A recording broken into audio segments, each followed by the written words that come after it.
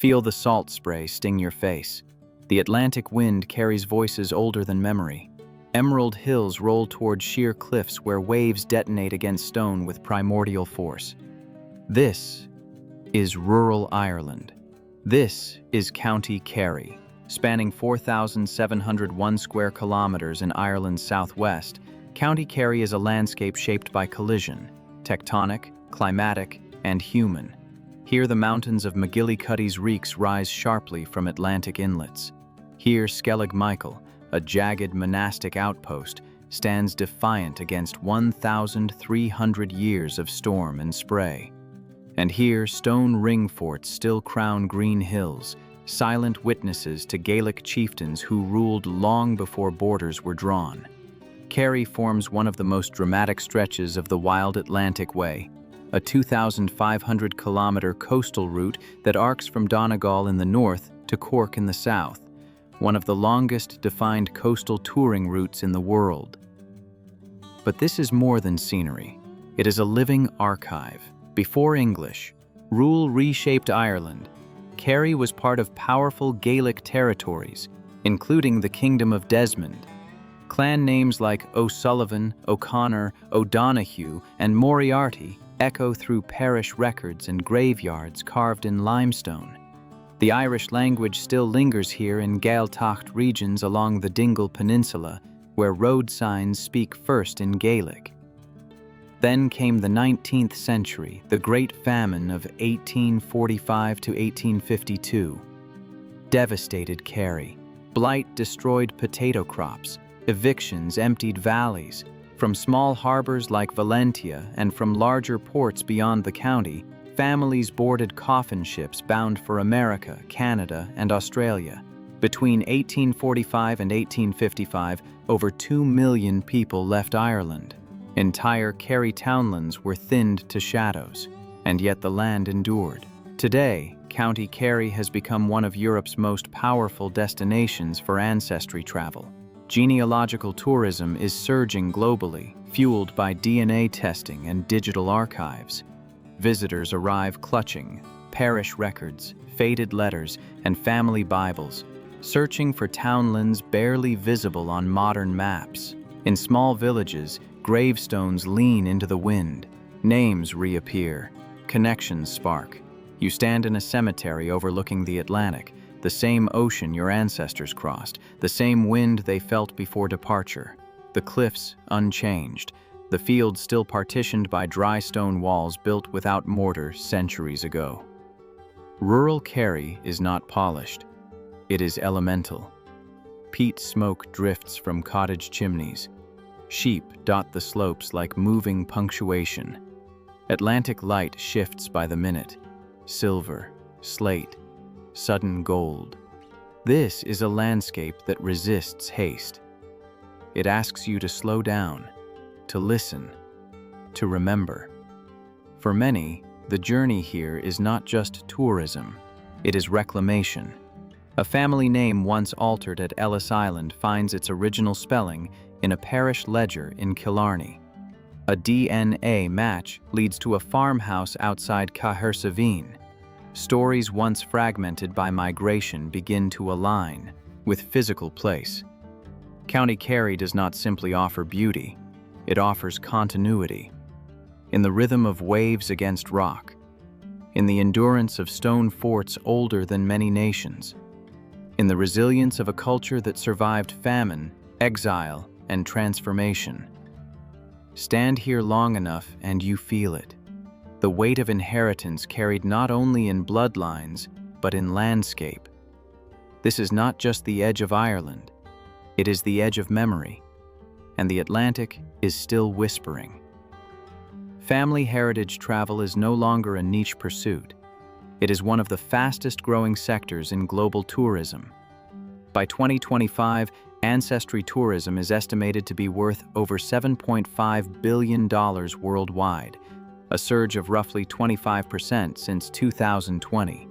More than 30 million people have taken commercial DNA tests, and Irish heritage consistently ranks among the most searched ancestral identities on platforms like Ancestry DNA and MyHeritage. For the Irish diaspora, estimated at over 70 million people globally, County Kerry holds a magnetic pull. This is where surnames are not just names, they are coordinates. Kerry's parish records stretch back to the 1700s in many areas. Griffith's valuation of the 1850s maps tenant households field by field. The 1901 and 1911 Irish censuses, fully digitized, allowed descendants to stand virtually inside the homes their ancestors once occupied. And then, you arrive in person. On the Dingle Peninsula, you trace the legacy of the O'Sullivans, once one of the most powerful Gaelic clans in southwest Ireland. Their territory stretched across rugged Atlantic headlands. After the 9 Years' War in the early 1600s, the clan's leadership famously undertook a brutal winter march northward to escape English forces, an event still embedded in local memory. Drive further north toward Dingle, and the land feels older still. The Dingle Peninsula contains one of the highest concentrations of archaeological sites in Ireland. Ring forts, Ogham stones inscribed, with early medieval script and monastic ruins dating back over 1,000 years. Christianity here did not erase the older world, it layered itself atop it. This is what makes Kerry exceptional for ancestry journeys. The landscape remains readable.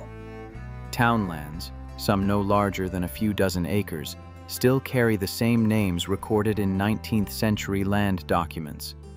Dry stone walls, built without mortar, still divide fields exactly as they did before the famine. Parish graveyards hold weathered limestone markers bearing surnames that reappear in modern DNA match lists. In this next half hour, we won't simply drive the wild Atlantic way. We will decode it. We will stand in windswept cemeteries where Atlantic gales have carved lichen into Celtic crosses.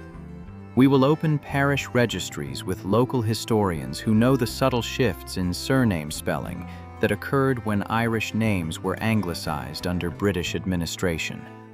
We will drive hairpin bends along the Skellig Ring, where famine-era villages once clung to marginal farmland. During the Great Famine between 1845 and 1852, Kerry's population fell dramatically through death and emigration. In some coastal communities, more than a third of residents departed within a decade. Many of their descendants are now returning, armed with DNA matches and fragments of oral history. And here is the remarkable part. Often, the connection is still alive. A local farmer may share your surname. A distant cousin may still live on ancestral land. In small villages, bloodlines braid across centuries with surprising continuity. Ireland's relatively stable rural settlement patterns make it one of the most traceable genealogical landscapes in Europe. But this journey is not only archival, it is emotional. You step into a cottage ruin where your great-great-grandparents may have lived before boarding a ship bound for Boston or Melbourne. You hear Irish spoken in a Gaeltacht village and realize this was the Mo. Language they likely spoke before English replaced it in official records. You feel the Atlantic wind, the same wind they felt before departure. DNA may open the door, but place completes the story. This is not nostalgia. It is reconstruction. Family heritage travel in Kerry blends hard data, census returns, land valuations, baptismal registries, with living memory. Local genealogists collaborate with visitors. Community centers host diaspora gatherings. Small museums preserve tenant farming tools and emigration letters. The result is something rare in modern travel. Not consumption, but reconnection. The road through Kerry does not just curve along cliffs and coastal inlets. It curves backward through time. From Bera's O'Sullivan strongholds to Dingle's early monastic settlements, the journey becomes multi-generational. You are not simply passing through scenery, you are entering a lineage. And when you finally stand overlooking the Atlantic, the same ocean your ancestors crossed, the geography shifts.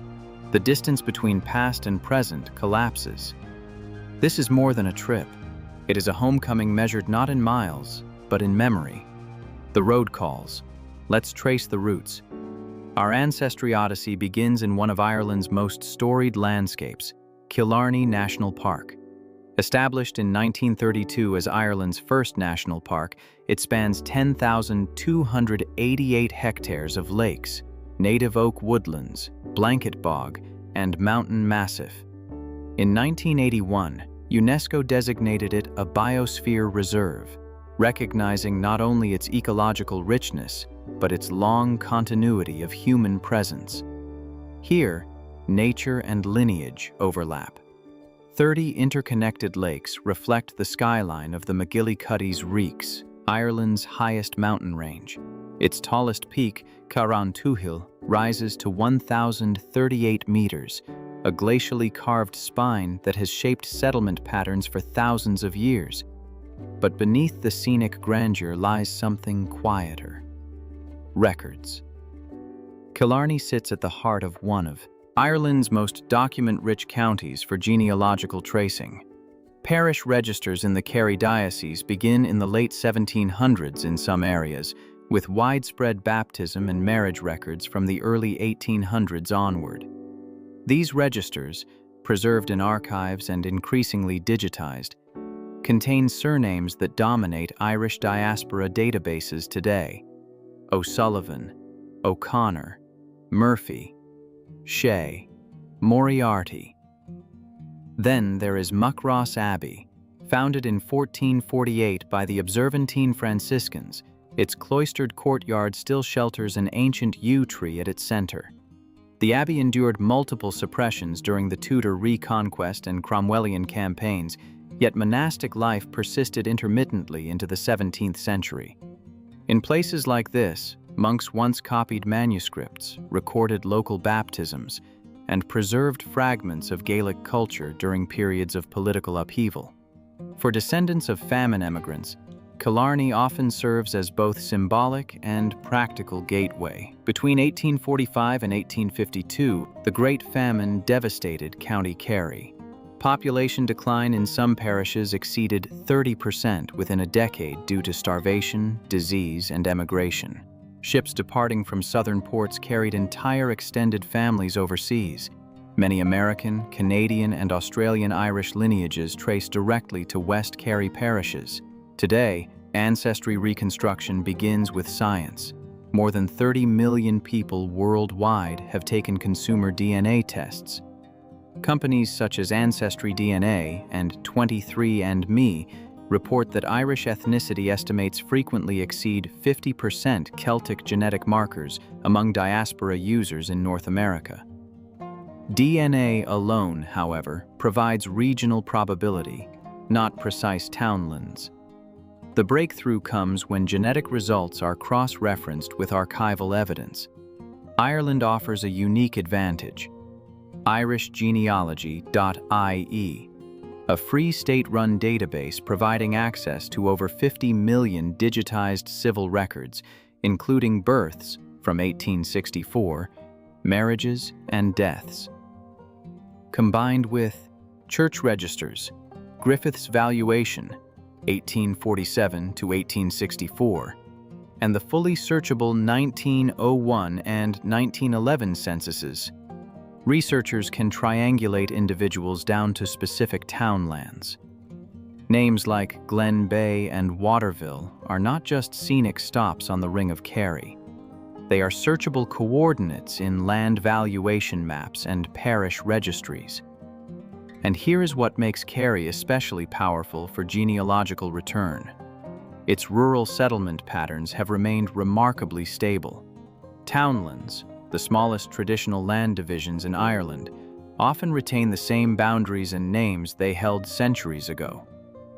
When you locate an ancestor in a mid-19th century record, there is a high probability that the land itself remains identifiable on a modern map. You can stand where they stood, walk the same narrow borines, hear the same Atlantic wind, see the same mountains framing the horizon. Killarney National Park becomes more than a scenic introduction. It is a convergence point where archival evidence meets lived landscape. You begin with a DNA result. You confirm with baptismal registers. You narrow the search through civil records. You drive toward a village whose name once existed only in a database. And suddenly, genealogy transforms from data into geography. In Kerry, ancestry is not abstract. It is anchored in stone abbeys, in mountain silhouettes, in parish ink, faded but legible. This is where science, history, and place converge. And this is where the search truly begins. From Killarney, the road bends westward into one of Europe's most cinematic coastal drives, the Ring of Kerry, a 179-kilometer loop around the Peninsula. It threads through mountain passes, peat bogs, Atlantic cliffs, and fishing villages that have changed remarkably little in structure over 2 centuries. Frequently cited among the world's great coastal drives, including recognition by National Geographic, the route is not just scenic, it is genealogical terrain. Here, geography and surname density align. The Peninsula historically supported dense pre-famine rural populations dependent on small tenant farms. When the potato crop failed in 1845, the impact was catastrophic. Parish records from Cahersiveen, Glen Bay, and Waterville show dramatic population declines by the 1850s. Emigration became not an option, but a necessity.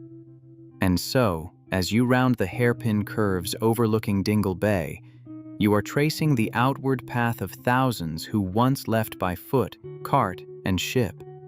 Stop at Ross Bay Beach near Glen Bay, a sweeping arc of golden sand facing the Atlantic. Today it feels open and serene. In the 19th century, it was part of a coastline of departure. Here, stories resurface. Mary, 72, born into a multi-generational farming family in West Kerry, recalls how her great-grandfather emigrated in 1848 at the height of the famine. His brother remained. That split, one line leaving, one staying, is the template for countless Irish diaspora narratives. In 2024 and 2025, Ancestry travel forums report that approximately 40% of genealogical visitors to Ireland describe some form of emotional family reconnection, whether meeting distant cousins, locating ancestral land, or confirming oral history through documentation. The science behind those reunions has grown more precise. The 2017 Irish DNA Atlas, a landmark genetic study conducted by researchers at Trinity College Dublin and international collaborators, mapped fine-scale genetic clustering across Ireland. The study demonstrated that genetic signatures align strongly with historical provincial boundaries. Western counties, including Kerry, show distinct Gaelic genetic continuity. It also confirmed layers of historical admixture. Approximately 10% of sampled Western Irish DNA reflects Scandinavian Viking input dating from the 9th to 11th centuries, while Norman genetic influence appears in regions affected by 12th century Anglo-Norman settlement. These layers do not erase Gaelic identity, they enrich its complexity. For diaspora descendants, DNA testing often reveals regional clustering strongly associated with Southwest Ireland. When combined with parish baptismal records, Griffith's valuation tenancy maps, and civil registration data, those clusters narrow down to precise townlands. And that is when the journey becomes tangible. You stand with a local farmer overlooking pasture land that once appears in an 1851 land valuation ledger. You discover that your surname persists within a 5-mile radius. You learn that a stone wall dividing 2 fields may have been laid by your ancestors' hands. The Ring of Kerry, then, is not simply a scenic circuit. It is a loop through memory. Every village, Caherdaniel, Sneem, Waterville, carries layers of displacement and endurance. The Atlantic remains constant. The mountains remain constant. The demographic shifts of the 1840s reshaped population numbers.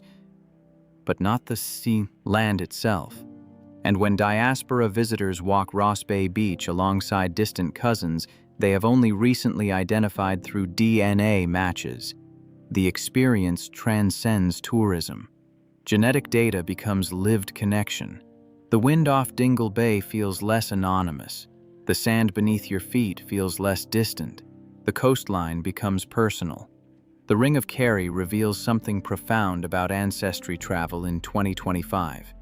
Technology may initiate the search, but it is the landscape, unchanged, resilient, waiting, that completes it. And as the road curves onward along the Ivara cliffs, you begin to understand that Kerry does not simply welcome descendants back. It remembers them.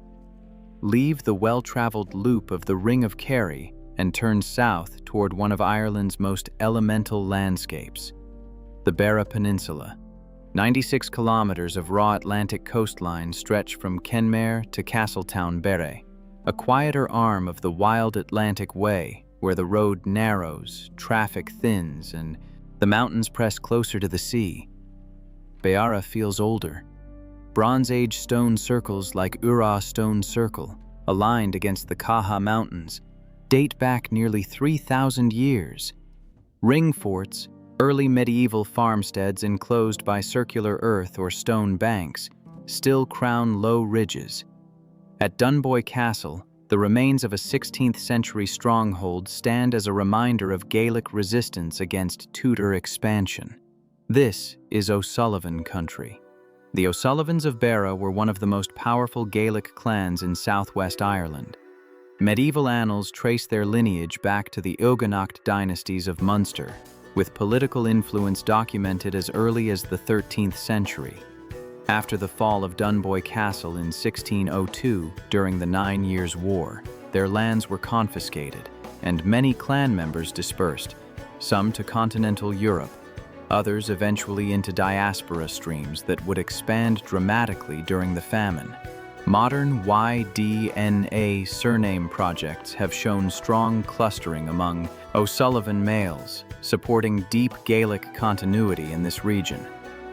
At the same time, broader genetic surveys, including the Irish DNA Atlas, reveal that approximately 20 to 25% of Irish male lineages carry markers associated with Norse Viking ancestry dating from the 9th and 10th centuries, particularly along coastal corridors.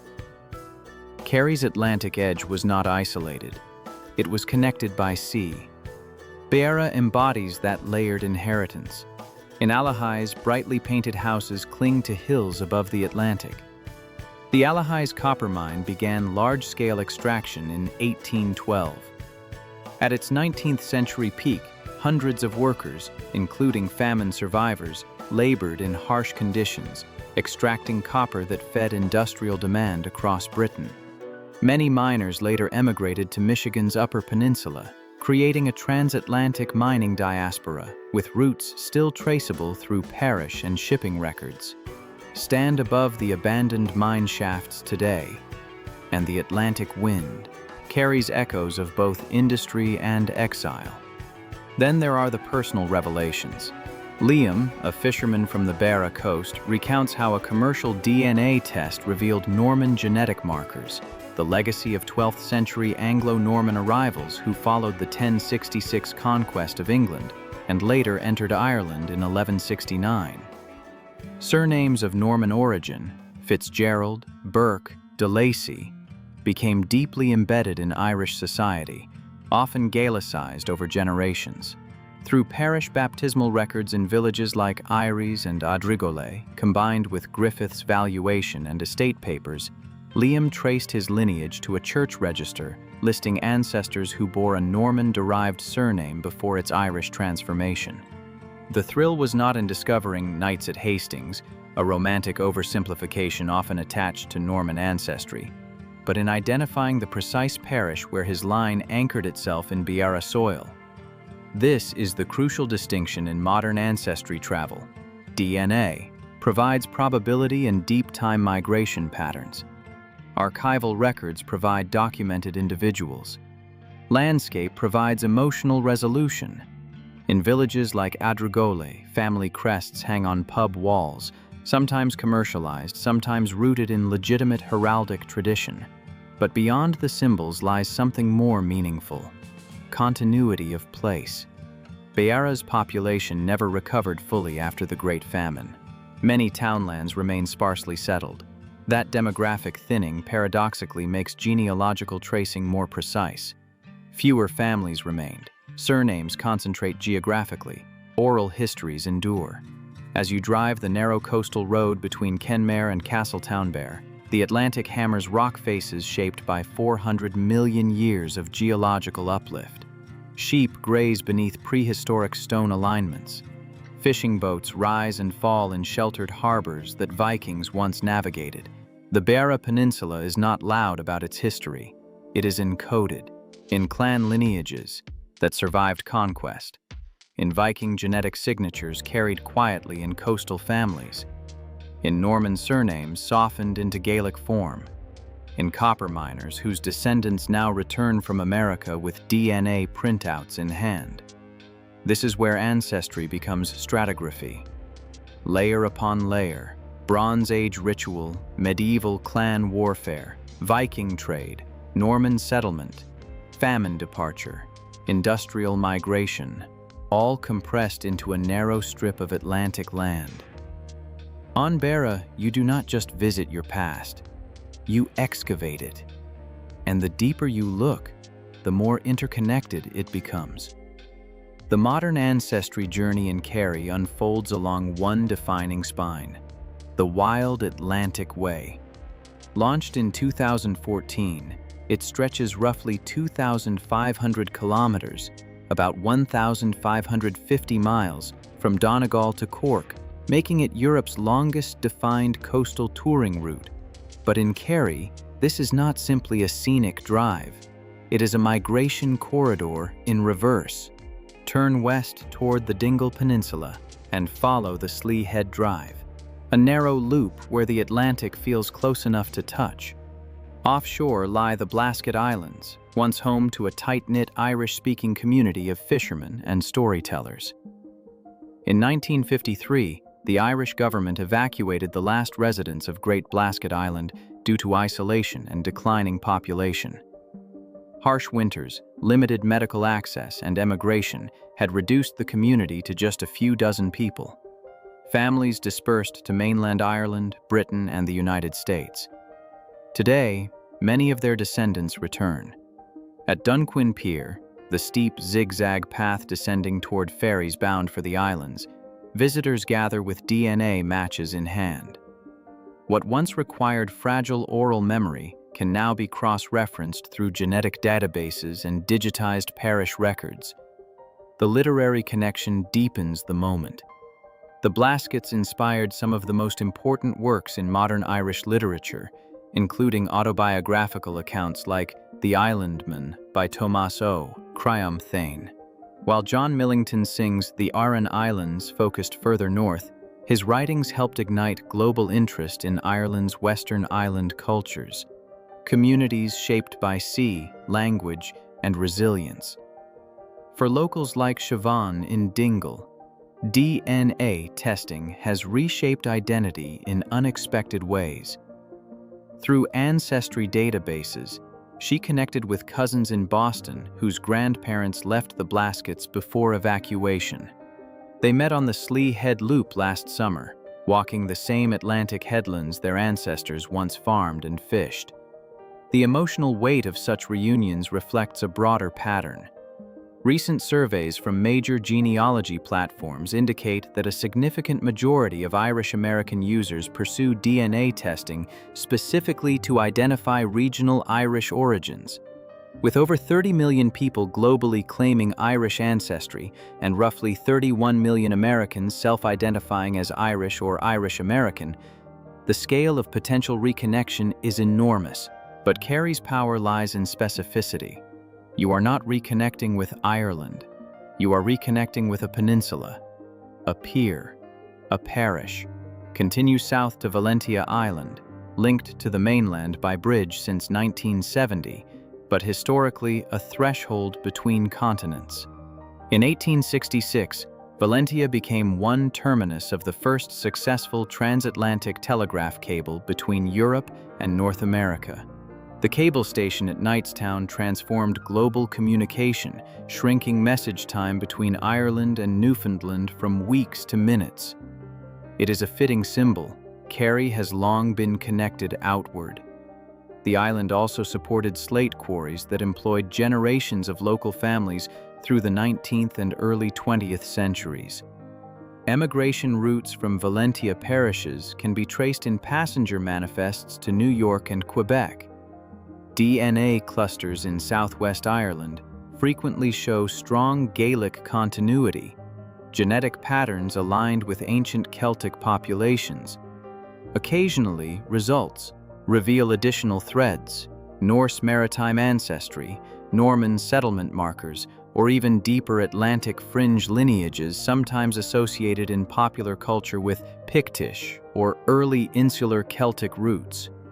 While direct identification with specific early medieval tribes like the Picts is genetically complex and often overstated, regional clustering can indicate shared ancestry patterns stretching back over a millennium. For locals like Patrick on Valentia, DNA results sparked investigation into early settlement archaeology. Ring forts, circular defensive farmsteads dating from roughly the 5th to 10th centuries, dot the island's landscape. These structures represent stable, multi-generational rural communities that persisted long before Norman arrival. Standing inside one, you are surrounded by earthworks built 15 centuries ago. The Atlantic wind moves across the same grass. The genetic threads linking present residents to those early settlers are subtle but statistically detectable in regional studies. What makes Kerry extraordinary for heritage travel in 2025 is this convergence. Ancient settlement density, detailed parish documentation, digitized civil records, accessible DNA matching platforms, and landscapes that remain legible. The wild Atlantic Way becomes more than a touring route. It becomes a return path. From the evacuated Blaskets to the telegraph cables of Valentia, from Gaelic-speaking fishing villages to Boston reunions on Slieve Head, the Diaspora story is not abstract. It is grounded in specific coordinates along this coast. And as you stand at Dunquin Pier watching ferries cut across cold Atlantic water, you realize something profound. The ocean that once separated families now connects them. Technology may have initiated the search, but here in Kerry, on wind-swept cliffs and island harbors, it is the land itself that seals the reunion. The diaspora is no longer scattering outward, it is finding its way home. We end where land surrenders to ocean. At Dunquin Pier, the stone path curves downward in impossible angles toward the Atlantic. Below, waves detonate against black rock. Above, the first stars pierce the deepening blue. Dusk on the western edge of Europe feels different. You stand facing the Blasket Islands, silhouettes now, once home to a Gaelic-speaking community whose stories traveled farther than many of its people ever did. From here, families departed. From here, letters were sent. From here, silence followed. Now, generations later, descendants return. Some carry printed parish records. Some carry DNA match lists. Some carry only a surname and a story passed down at kitchen tables across oceans. As twilight settles, conversations grow quieter. A father points toward the horizon, explaining which ancestor left in 1847. A grandmother reads a headstone inscription photographed earlier that day. A cousin newly met through genetic matching stands beside relatives who never left. The vigil is not ceremonial. It is personal. The Atlantic does not soften. The wind does not pause. But in that convergence of past and present, something resolves. You realize ancestry is not simply about verifying lineage. It is about restoring continuity. County Kerry, its ring forts, famine records, clan histories, telegraph cables, evacuated islands, has offered more than data. It has offered orientation. The land remains. The surnames persist. The story did not end with departure. As the final light fades over the Dingle Peninsula, one truth becomes clear. Roots are not confined to soil. They live in archives reopened, in villages revisited, in cousins rediscovered, in coastlines remembered. The wild Atlantic does not merely frame a journey, it completes it. So if this ancestry odyssey stirred something in you, a question about your own surname, your own departure story, begin the search. Follow the records, walk the townlands, stand on the piers, let Ireland's west coast answer. Thank you for traveling this heritage path. If this journey moved you, subscribe for more deeply researched explorations into culture, history, and identity. Share your own family story in the comments and tell us which coastline calls you next. Until our next quest, may the Atlantic wind guide you, and may the wild Atlantic way lead you home.